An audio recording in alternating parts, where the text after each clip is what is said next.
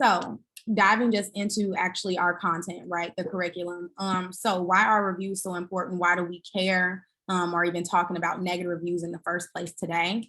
So you got to understand that reviews are really your primary selling point for your future guests. This is what people are going to reference before they make a decision to actually book your place. So anytime you are going in and you're ready to buy something, you're ready to book a place, a hotel, or what have you, you are going to look at the reviews.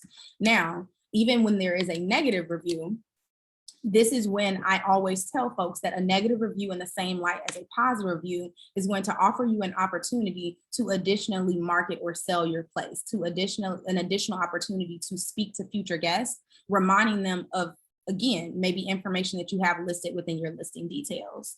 And then even furthermore, those reviews are actually going to contribute to your host rating that we're about to get started and talking about. So initially, as you all already should know, your host rating is just the average of your first 3 reviews, which again, just a reminder, if you forgot, we do support you to that point of you getting your rating on your listing. So those first 3 reviews coming in, and you're actually having a rating on there of 5 stars, 4 stars, or what have you.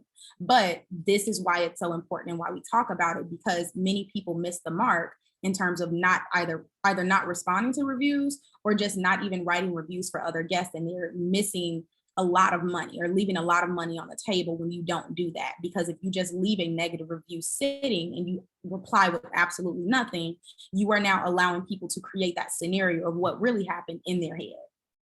So that's why we're talking about it today. So really, when we're looking at just those steps at landing a 5-star review, we're going to look at steps at landing a 5-star review. And then when those negative reviews come in, how should you be responding? So we're going to go through just some responses or some reviews that I received, negative reviews that I received, and how I responded as well. So with looking at these steps to actually landing that 5-star review, you just want to make sure that or understand you're not necessarily looking, that is not the sentence that goes there. But the first step with understanding how do you land a 5-star review. Number one, you just want to respond to communication in a timely manner. Communication is typically the place where we will leave just, I guess, the place that people can offer that negative piece, meaning that nobody responded, nobody checked in on me, I did not hear from the host. These are many common negative reviews that we get. So actually responding to any communication that you get from a guest in a timely manner, whether it be a question, an inquiry, or them just giving you a heads up in regards to something going on at the unit, you want to do that as quickly as possible.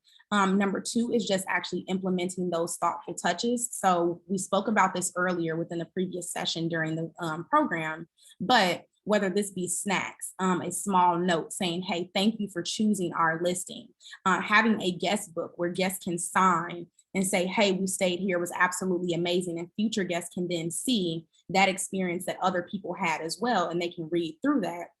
That is, again, another one of those thoughtful touches. In addition to just miscellaneous items, if they're saying that, hey, it's my birthday, maybe it's a matter of you're actually leaving a birthday card there. But adding those thoughtful touches and really personalizing the experience for these people is really what's going to help you to land that 5-star review.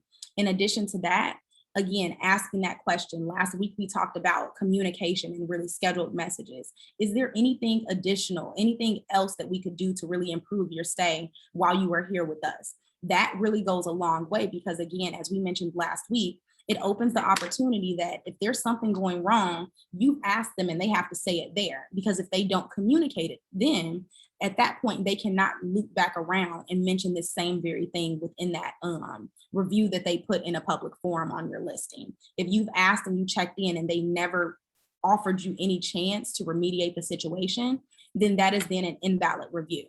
Number 4, just actually reminding them to write it. Again, this is why we implement that scheduled message 48 hours after they've left.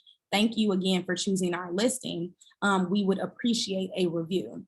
Reminding them, because guests go back home and some of them, especially if it's their first time using Airbnb or they don't use it often, they're not going to check the app again once that reservation is over with. So that's why we have that implemented scheduled message there as well. And then of course, just actually writing the guest a review. We've reviewed just how that process works, but just understanding when the guest finishes their reservation and they check out, at that point, that afternoon, you both are going to get a notification to write a review for one another. Whoever writes that review first, they are not obviously going to see the other person's review. So in order for those reviews to be visible, each person, both people, both the host and the guest, have to write the review, or it has now been 14 days and the one person who wrote a review, the review has now gone live. Meaning that if you wait and you just never write a review for the guest, and then they don't get a notification because you have been sent a message, at that point, if you don't write a review as well, and then they are not reminded to write a review, neither of you are contributing to the other person's rating, meaning that just nothing came through. However, if you write a review and then that guest forgets to write you one back, they are not going to see that review until 2 weeks after they've checked out, because that is when it's going live.